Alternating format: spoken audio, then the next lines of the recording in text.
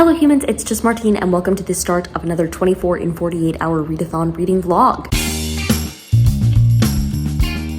I'm actually aiming for more like 12 hours for this. I don't have many places to be this weekend, but I do have to study for a test. It's on Monday and I have some homework to do. Also tonight I had a tech rehearsal, so it's like 12:30 a.m. Rylanne and Staijah are hosting this particular 24 in 48 and they started at 9 p.m. Eastern Standard Time. I was set to start at 10 p.m. Eastern Standard Time because I was like, as soon as I leave rehearsal, I'll start, but then I didn't. I hung out with people instead, including my sister, and I don't regret it. But now as I'm getting ready for bed, I guess I'm going to start listening to an audiobook. Maybe I'll be doing that. Yeah, I'm not sure if I'm going to talk to you about the books that I'm reading. I'm just going to tell you how much I'm reading, basically, because there are so many things I'm reading for videos right now. It's just a little too much to tell you about the books, but I want to document this regardless, so we're gonna do it. So audiobooks, that's what I'm gonna do right now. It's 7:49 p.m. on Saturday and I just finished my first book and I've officially hit a little over 4 hours of reading for this 24 in 48, which is exciting. Didn't have as much time to read today as I was anticipating because I was like, I'm gonna sleep in, I'm not gonna set an alarm, and then I didn't wake up till 10:30, and then I got ready for the day, and then some of my friends and I went to the store to buy gifts for like the Secret Santa thing we have for the show, and that took a while because we were trying to figure out like what our people would like. I had to do some homework for a bit, so I did homework, maybe not as much as I could have done, but I was like, I want to get to reading. So I got to reading, and yeah, I finished a book. I'm not going to tell you what it is, but I can tell you that I enjoyed it. It's 10:19 p.m. and I managed to do like 45 more minutes of reading by doing the YouTube video reading sprint method that I sometimes do. And then I took a shower and now I have like 20 minutes left in a book that I was halfway through a little while ago. And so I'm going to bribe myself with some peanut butter pie. Oh yeah. It's 10:39 p.m. I've read a little over 5 hours so far. Woohoo! And I just finished that book that I was halfway through at the beginning of today. So I've read like 1.5-ish books approximately. I've read almost 600 pages today, so that's cool. And now I'm going to crawl into bed and read until I fall asleep. So before lunch, I managed to listen to an entire audiobook. It was like 3 hours long and I listened to it on like 3.5 times the speed. So I finished it pretty quickly. It was The Prophecy of the Dragonix and it was pretty solid. I gave it a 3.5 out of 5 stars. I was mainly listening to it for the narration because it's narrated by a friend of mine. So I was reading it and then leaving a review, and that was all well and good. And now I've read about 8 hours in this, and then we got lunch, and then my hair is wet, and it's not because I took a shower, it's because there was a downpour and I was wearing socks with sandals and it made me incredibly sad. But now I'm going to sit here and read The Love Hypothesis, and my sister is also going to read with me. What do you think you're going to read, Michaela? I think I'm going to read The Push by Ashley Audrain, which is a psychological thriller about a mom who thinks something's wrong with her baby, but everybody tells her it's not, and then I don't know what happens from there. Cool, so we're gonna get to reading. It's 6:09 p.m. I got back from having Bible study and then dinner.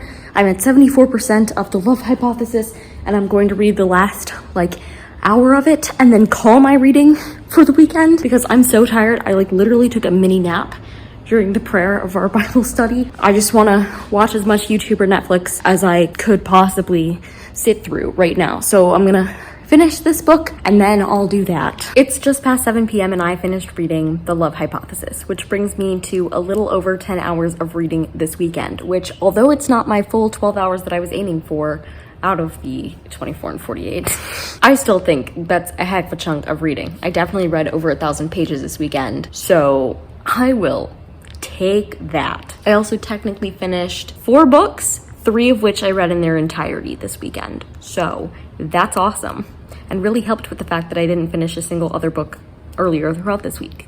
But I wanted to give you my thoughts on The Love Hypothesis because I know it's been bopping around the internet quite a lot lately. So I wanted to sit down and take a second to discuss it because it's one of the few books that I'm not reading for a different video right now. I just happened to notice that it was added to my library's ebook catalog before anybody else could notice and snatch it up, so I got it with no wait. I do have one very serious thing to say about it, if you're at all interested. This book does have serious discussions about Title IX. If you don't know what Title IX is, you can look it up, but it can be a sensitive topic for a good number of people. I was fine with the instances in which it was brought up in a serious capacity. What really sucked me out of the book immediately was when the two main characters would turn it into a joke, because it's not funny. It's not a funny joke. I slightly understand the perspective they were coming from, but at the same time, that would flat out ruin the scene I was reading. Like, it would be a great scene, there would be great banter, and then they'd continue the banter with a joke about Title IX, and I'd be like, and it's no longer funny, I'm no longer having a good time, right? A couple other things. One, I loved the hypotheses that were listed at the beginning of each chapter. I thought that was really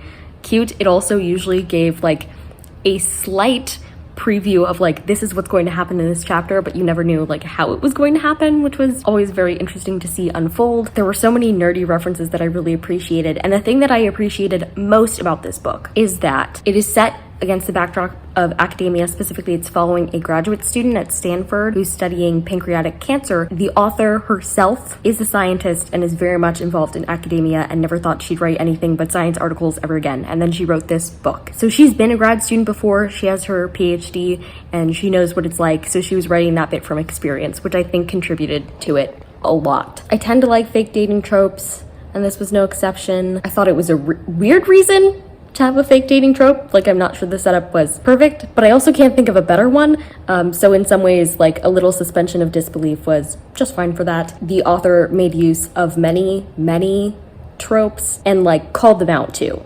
Was like, this is a trope. Or had a character say like, I can't believe this is real life. This is something that would only happen in a rom-com, which I personally love it when books and book characters do that. So that added to my enjoyment of it somewhat. And I did enjoy the two main characters, which is always nice. On the whole, I had a good time with this one. I think it's kind of worth the hype. I thought it was really enjoyable. I actually had trouble falling asleep last night because I started reading it and then I was like really invested. But there were some choices that I disagreed with, especially those Title IX ones, that I felt like I had to address. So there's that. I feel like there's no content in this vlog aside from that, but I hope you enjoyed it. If you did, go ahead and give it a big thumbs up and comment down below what's a hyped book that you're super excited to read, and subscribe for more reading, writing, and college lifestyle content. And until next time, bye humans, bye!